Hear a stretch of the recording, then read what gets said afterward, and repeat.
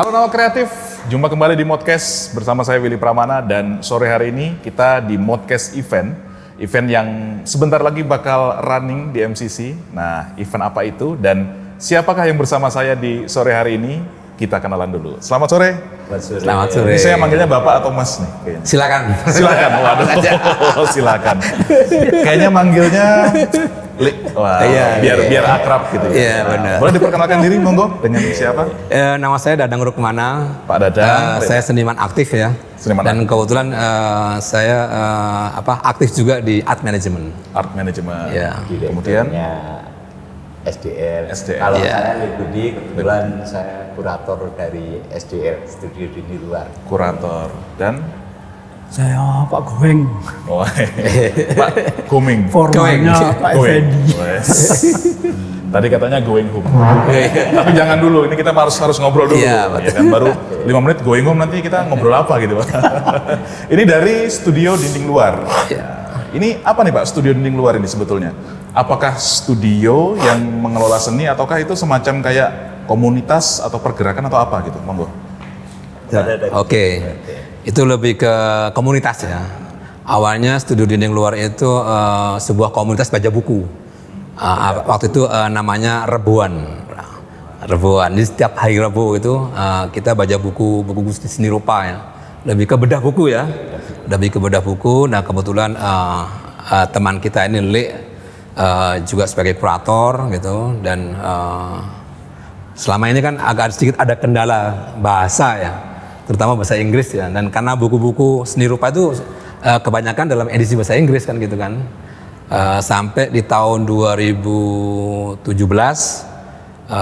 beberapa teman meminta kita untuk tolong dong bikinkan event yang yang bisa melibatkan banyak rupa gitu kan.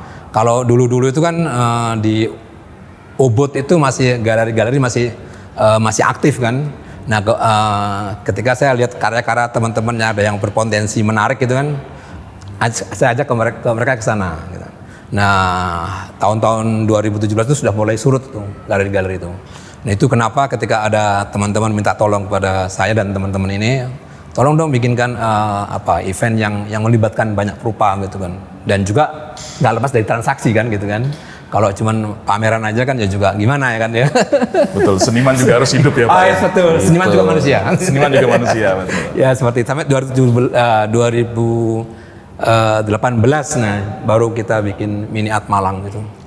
2018 dan ini 2025 formatnya mini art juga Pak? Atau sama Mini Art Malang. Mini Art Malang itu lebih ke ininya ya, bentuk perhelatannya. Bentuk perhelatannya.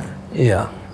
Kalau dari Studio Dinding Luar berarti mulai berdirinya tahun 2000? Lebih awal ya, dari 2015-an lah. 15-an ya? 2015. Itu berarti awalnya dari baca-baca buku, ya, terus betul. ada yang minta tolong, terus dibuatlah event-event gitu ya? Seperti itu. Oke. Kalau untuk pamerannya sendiri sejauh ini di Malang aja ataukah sudah mengelola kayak keluar juga gitu Pak? Di Malang. Di Malang. Itu kenapa kita pakai Mini Art Malang ya? Sebagai identitas kota gitu. Identitas kan. kota ya. Seperti ada Arjuk gitu kan, ada Art Jakarta, selalu kan di kota di mana nama itu disebut gitu. Berarti memang membawa embel-embel nama Malangnya itu ya. Betul. Saya mau nanya ke kuratornya. Oke. Susah nggak sih Pak melihat kayak, kalau saya kan orang awam gitu ya mungkin ya, melihat seni mungkin kayak seni ini nilainya ya bagus gitu doang biasanya kan orang normal kan. Mungkin kalau misalnya kurator ada pandangan nggak kayak misalnya kayak sebuah seni itu yang dikatakan nyeni banget, nah itu kayak gimana gitu Pak? Sebenarnya semua orang punya jiwa seni, bisa berkarya seni kan kayak gitu. Cuman memang tahu perkembangan seni, tahu sejarah seni, mereka memang ada hasrat untuk mengekspresikan dirinya ya. Ada kemauannya gitu ya. Iya, betul. Kayak gitu. Nah, bagus tidaknya itu sendiri penilaiannya memang dari bagaimana dia mengekspresikan gagasannya, media apa yang digunakan kan kayak gitu. Itu yang menjadikan seseorang menjadi seniman kan kayak gitu. Nah, kita kembali cerita ke Ya, ya. Mini Art Malang. Boleh. Jadi Mini Art Malang dulu memang sudah ke-6 ini. Awal-awal kita tematis memang. Jadi awal-awal kita dari buka buku, akhirnya muncul tema untuk pameran yang akan dijalankan Imam. Yang awal dulu exploring itu sendiri ya bagaimana seniman bisa mengeksplorasi media apa aja. Sampai ketika kita membedah buku drawing itu, bagaimana seniman memaknai drawing, gambar itu sendiri. Sampai hari ini, akhirnya kita ngambil tema tentang mimpi gitu loh. Jadi, Stream of Dreams itu sendiri sebenarnya rangkaian dari mimpi-mimpi. Kita ingin menontonkan karya-karya seniman yang terinspirasi dari mimpi. Kayak gitu, untuk tahun ini. Nah, dari MAM sendiri nanti memang terseleksi untuk diikutkan ke pameran di Jakarta, Art Jakarta ini di bulan Oktober. Kita sendiri sebenarnya sudah sampai 3 kali ya ngikutin Art Jakarta itu. Yang nomor 2019. 3 kali, 2019. sebenarnya 4 kali. Yang satu itu ketika ada Pandemi. itu pameran virtual aja di Art Jakartanya kayak gitu. Iya. Ini berarti kalau misalnya tematik gitu ya, berarti memang masing-masing tahun ketika MAM itu Mini Art Malang ya? Iya. Mini Art Malang itu berjalan, berarti memang ada ceritanya sendiri-sendiri gitu ya? Iya. Pak, ya?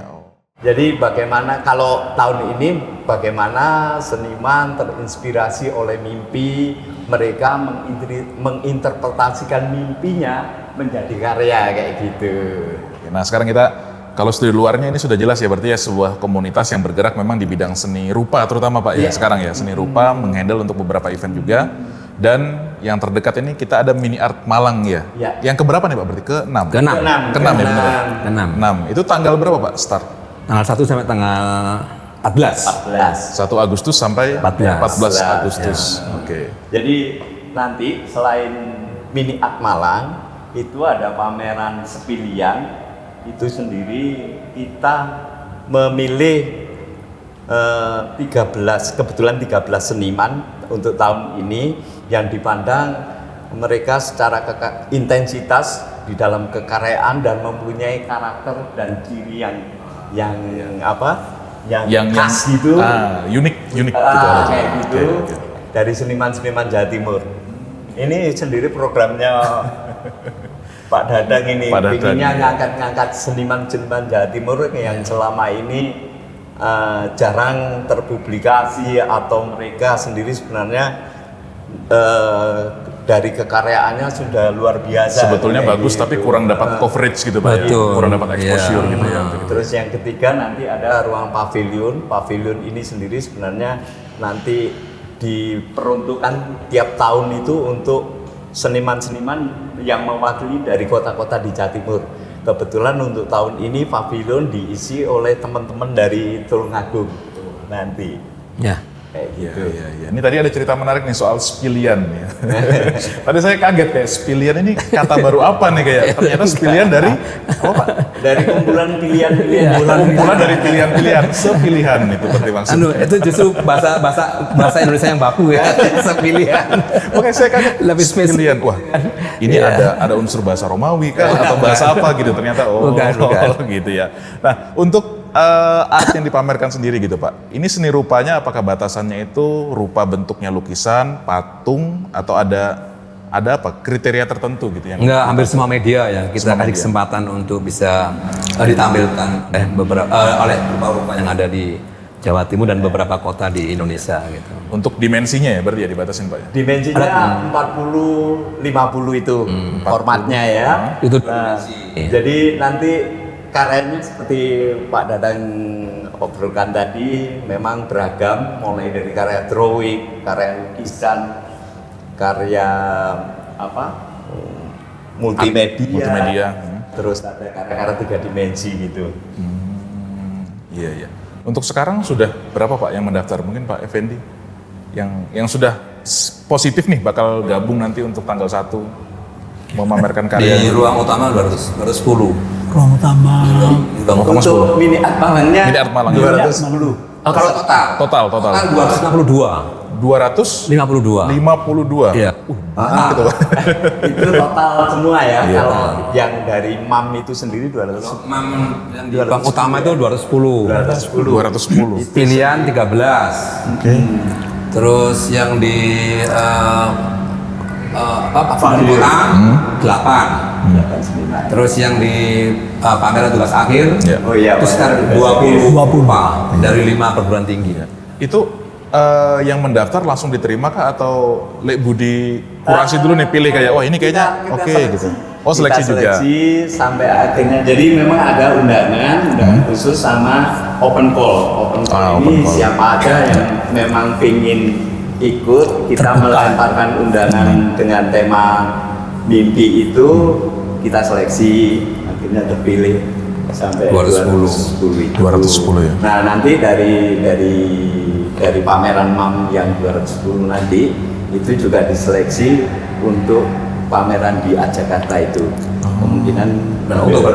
Iya, Oktober ya. Sulit nggak Lek Budi memilih kayak pasti kan kayak Enggak, kita apa ya gimana ya? konsultasi bertiga ini. Oh, konsultasi bertiga. Konsultasi bertiga Iya, gitu iya. untuk oh ini memang udah layak secara apa? Secara konsep, secara visualnya itu juga sudah memenuhi syarat dari SDL kayak gitu. Nah ini saya mungkin agak melebar dikit ya, bukan MAM atau Oke. dari studi yang luar ya. Kayak menilai sebuah karya seni gitu Lek Budi. Ini kan sesuatu yang kalau buat saya itu kayak sifatnya personal gitu kan. Kayak kita ngelihat karya nih dia punya cerita apa gitu Oke. kan. Dia bring back memori apa gitu kan. Bahkan sama-sama gambar kucing aja kita ngelihatnya bisa. Saya dengan Lek Budi mungkin beda ceritanya nih Oke, kayak oke. kucingnya gitu. Nah itu Oke. kalau misalnya untuk karyanya bakal ditampilkan gitu. Itu apakah pakai perasaan kayak gitu juga atau gimana nilainya itu Pak? Ada. Jadi kita melihat visualnya dulu. Ini mau menggambarkan apa kan kayak gitu. Bagaimana komposisi dari gambar yang dia visualkan di medianya. Terus dari balik gambar ini sebenarnya dia ingin mengekspresikan apa kayak gitu. Pingin ngomong apa kayak gitu. Ceritanya Pingin apa nih? mengaplikasikan apa. Iya, Ceritakan kayak apa? gitu. Oh ya. Kita juga bisa mengukur dari bagaimana dia mengelola elemen-elemen gambar. Jadi gambar kan macam-macam. Betul. Jadi ada yang kecenderungan realis gitu, ada yang kecenderungan ekspresif, ada juga yang memakai bahasa abstrak kayak gitu. Ya. Nah itu sendiri kita melihat gambarnya dulu. Gambar itu bagaimana dia mengatur komposisinya kan kayak gitu. Nah dari balik ini sendiri, dari balik karya yang di visual ini, apa makna yang ingin disampaikan gitu, apa yang ingin diekspresikan kayak gitu. Oh. Kalau menilai. Iya. Wah. Berarti kayaknya nilainya apa? Menilai pas mau ditampilkan buat MAM ini aja 2025 kayaknya waktunya cukup panjang Pak ya? Atau Iya. cukup keras nih menggodoknya kayaknya bertiga nih kayak wah iki deh. Selalu. Iki deh. Ya, Sampai itu gitu juga nggak? sendiri sebenarnya sudah dimulai ketika beberapa seniman mulai mendaftarkan gitu untuk ikut pameran ini. Kita bertiga akhirnya menseleksi itu sendiri ya, mungkin Iya. ukurannya tadi Iya, itu, ukurannya itu. oh ini layak ikut ini. Nah nanti yang ke Jakarta untuk pameran Jakarta, nah kita godok lagi, makin sempit lagi kan kayak gitu. Kayaknya asik itu kalau nanti misalnya dikasih kesempatan pengunjung buat nilai juga itu Pak. Oke. Iya kan? Kan masing-masing punya cerita pasti kayak pengunjung ngeliat gambar gini aja kayak oh ini misalnya Iya. gambar ini gambar orang menari gitu kan. Tapi kayak Itu biasanya apa nanti gitu. kita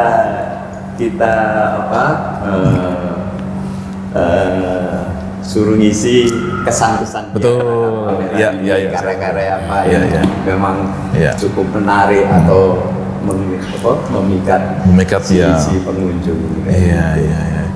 Ini Mini Art Malang, kita balik lagi. Mini Art Malang itu pameran yang dia tujuannya sebetulnya untuk pameran saja atau juga itu nanti karyanya juga bisa dibeli gitu Pak Dadang? Ya, saya kira kalau kita bicara soal format event namanya art fair, itu nggak lepas dari transaksi. Iya. Dan sejak awal itu memang sudah kita pikirkan gitu kan. Itu kenapa kita menamai event ini Mini Art Malang. Jadi Miniat Malang itu bukan event yang kecil ya, tapi format karyanya. Format karyanya ya. Kita tahu ya, kita tahu diri lah gitu ya. Di Malang itu kan kolektor ada, tapi betul. nggak menyerap karya teman-teman. Gitu kan. Terus kebanyakan juga ada mahasiswa kan. Kebetulan di Malang itu ada 2 perguruan tinggi seni rupa, yaitu di UM sama di Universitas Brawijaya. Terus di Surabaya juga ada 3, di Buana, STKW sama UNESA. Ya kan? Setelah mereka berkarya itu mau dikemanakan? Itu yang kita pikirkan. Untuk itu kita kita memilih gitu format itu kecil ini saya sangat mungkin. Karena kecil itu target kita bukan kolektor yang sudah mapan ya. Betul. Di samping itu juga bisa kan, tapi juga kita memberi istilahnya peluang pasar para pembutuh awam. Jadi keluarga kecil gitu yang harga gitu ya sesuai dengan kocek mereka. Ini lukisan kayaknya di ruang keluarga bagus ini. Betul, bisa dibawa. itu. Gitu. Nah itu sangat memungkinkan. Ya. Tapi tidak menutup kemungkinan juga nantinya teman-teman itu juga berkarya dengan ukuran dengan lebih format besar, yang lebih besar gitu kan. Dan yang menarik dari Miniat Malang itu ketika kita mendisplay karya-karya mereka itu semuanya tanpa frame. Semuanya tanpa frame. Tanpa frame. Berarti gimana itu formatnya? Bentar. Ini kalau lukisan gimana konsepnya itu seperti kita melihat karya itu masih di dalam studio seniman. Konsepnya seperti itu. Jadi pure karya. Berarti masih sebentar, saya coba membayangkan nih. Kalau misalnya pameran lukisan kan pasti ada frame-nya gitu. Betul. Minimal kan, ya kan? Atau ada kacanya, ada kayunya atau apa itu, gitu kan? Ya. Ini berarti gimana itu Pak? Cuman kanvas kanvas aja atau gitu? kertas? Kanvas atau kertas? Bahkan kertas, tanpa frame semua. Karena drawing kan pakai kertas. Iya, kertas biasanya. ya. Semua media bisa kita gitu. Dan kita sebagai penyelenggara event ya, satu yang kita pegang ya,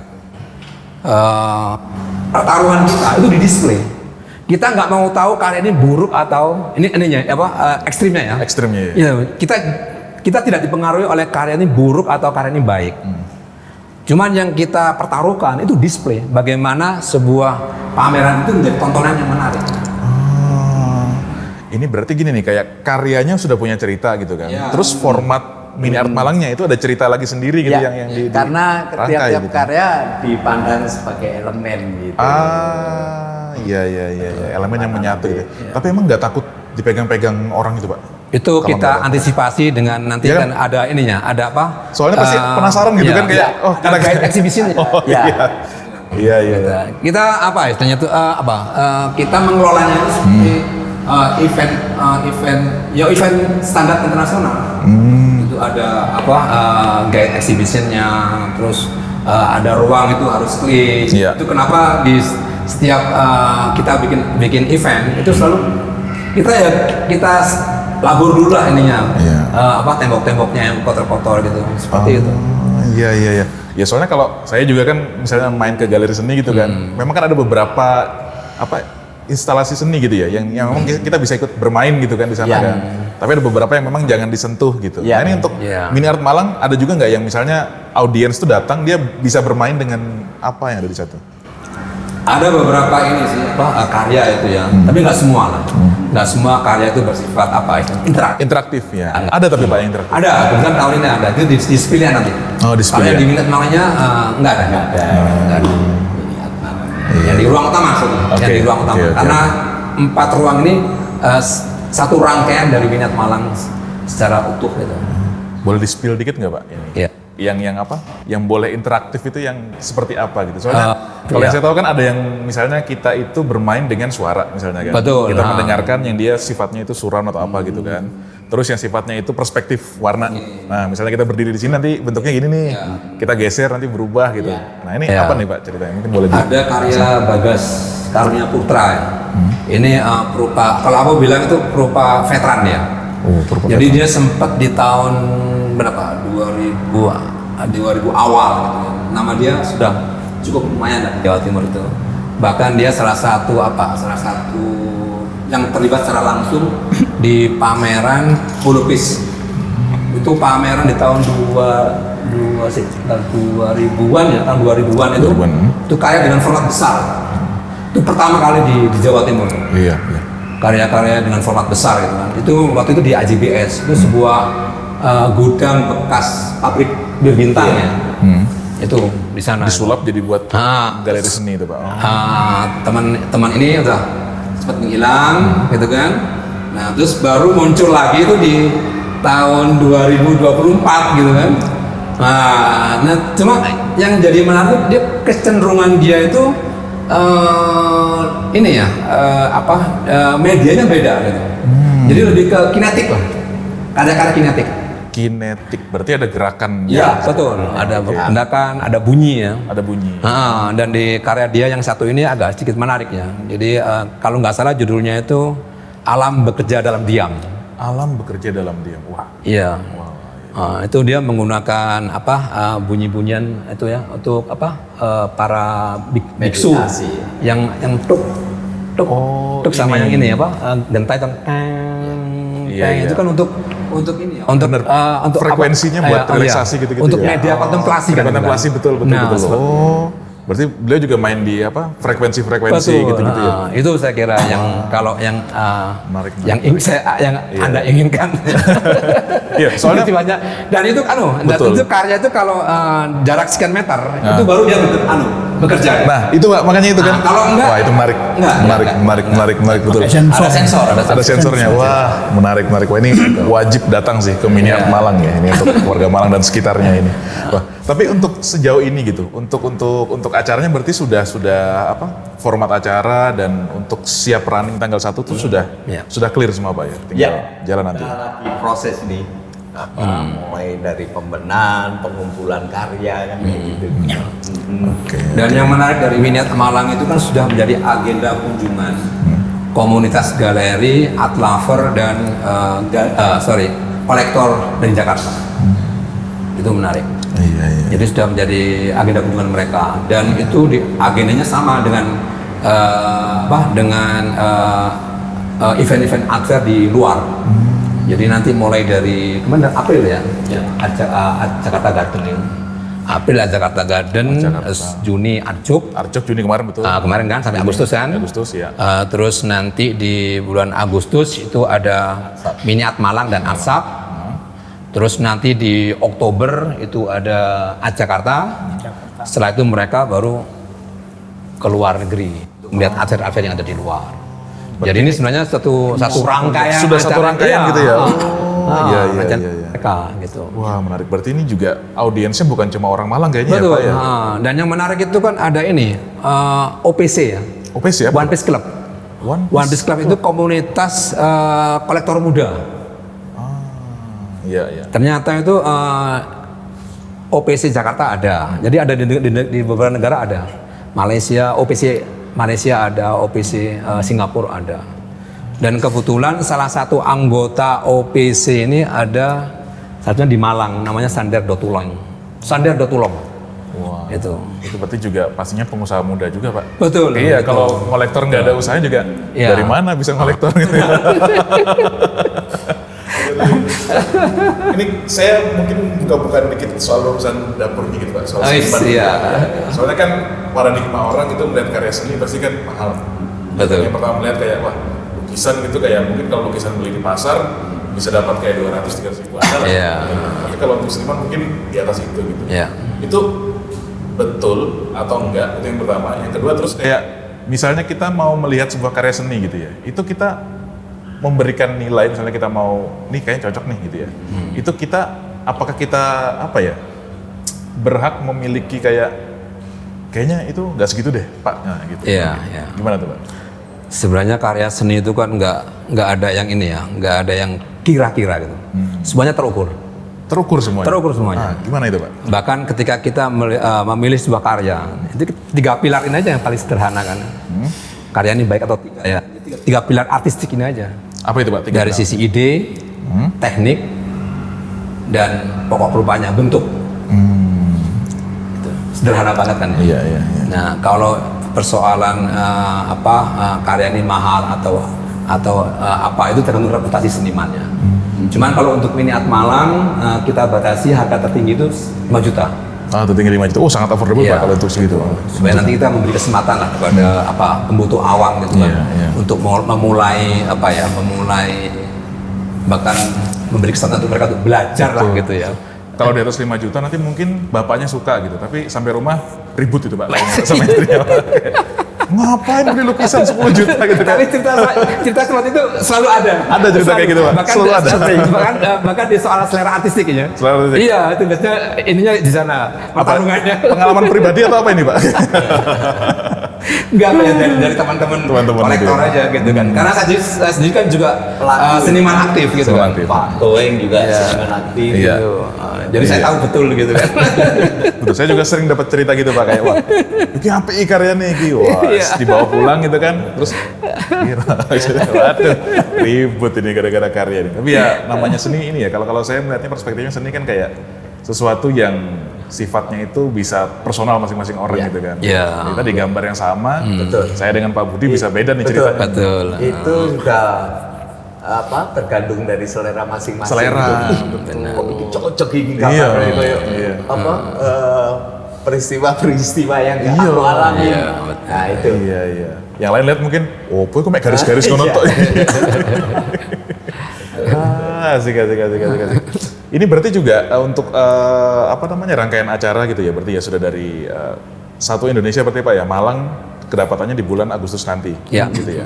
Nah ini berarti juga untuk promosinya begitu, apakah juga ikut promosi rangkaian dari sananya, ataukah juga ada supporting? Sebenarnya kalau promosi sih masing-masing ya.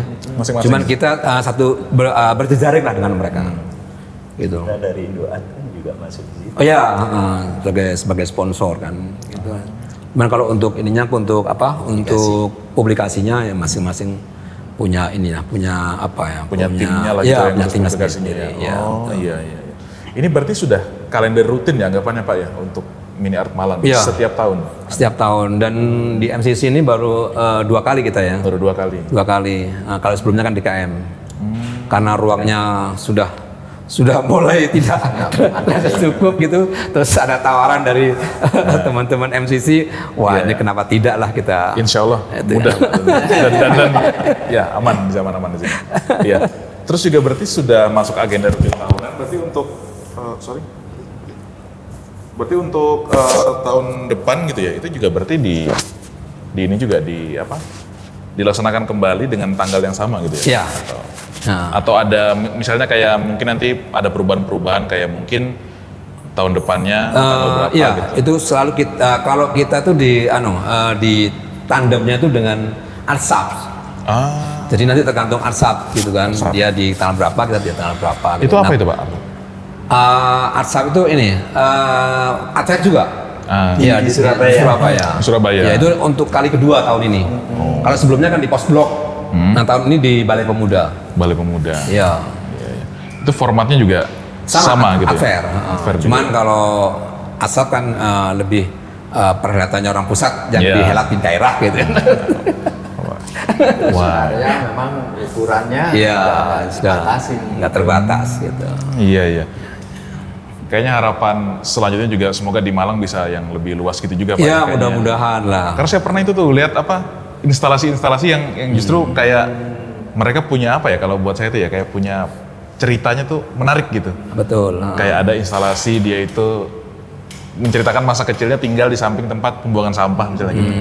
Jadi ada sampah-sampah segala macem gitu. Wah, ya. Semoga Malang bisa gitu ya. Oke. Ya, mudah-mudahan. Tahun ini agak kita beri kesempatan untuk karya-karya yang lebih format agak sedikit besar gitu kan. Ini mungkin sebuah proses lah untuk kedepannya kita juga memungkinkan untuk membuat event yang Amin. sama dengan teman-teman Art Jakarta dan Arsap atau Arjuk gitu. Amin, semoga lebih besar juga eventnya Ya, Pak. betul. Untuk audiens dari luar negeri, ada promosi juga keluar Pak atau gimana? Tahun ini kemarin saya dapat beroleh undangan ya dari manajernya Salimar Hotel itu meminta kerjasama lah untuk membikinkan art trip bagi tamu-tamu yang dari luar gitu. Oh, Mungkin nanti dari sana kita nanti bisa itu Pak. Nanti ya kayak gitu. promosi dikit-dikit lah kayak "Ini kita juga punya acara gini-gini. Makanya kita kemarin aku bilang kemarin kan udah kita coba aja di Mini Art Malang gitu. Menarik nih. Sekali lagi Pak Dadang, Pak Budi, Pak Oke. Effendi mungkin bisa dijelaskan Mini Art Malang berlangsung di tanggal berapa Pak start? Dari tanggal 1 sampai tanggal 14. 1 sampai 4 Agustus, Ya, 14 Agustus di MCC. Iya, di Pemilihannya Agustus. 27. Kalau untuk ini Art Jakarta, pameran tugas akhir itu nanti di pembukanya di tanggal 26 Juli sampai 4 Agustus. Berarti nyambung itu Pak ya? Ya. Dari Ya, pameran tadi kan pameran dengan apa? Dengan kampus-kampus itu ya? Ya. Ya. Pameran tugas akhir. Itu rangkaian dari SDL, studi di luar. Jadi tugas akhir dulu, baru ke sini 3 tempat itu kan. Ya. Iya.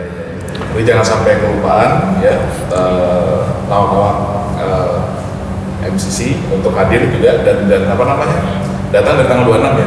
Iya. 26 itu 26. pameran tugas akhir, terus tanggal 1 sampai 14 Agustus itu akan dilaksanakan MAM. Ya, Mini Art Malang. Art Malang. Oke, jadi jangan lupa untuk datang. Terima kasih banyak. Oke. Pak Budi, Pak Dadang, Sama-sama. Pak Effendi, sudah ada semoga lancar acaranya dan sukses. Amin. Oke, Nawa Kreatif, jangan lupa tonton terus podcast di channel YouTube-nya Malang Creative Center. Saya Budi Pramana. Oke, sama-sama.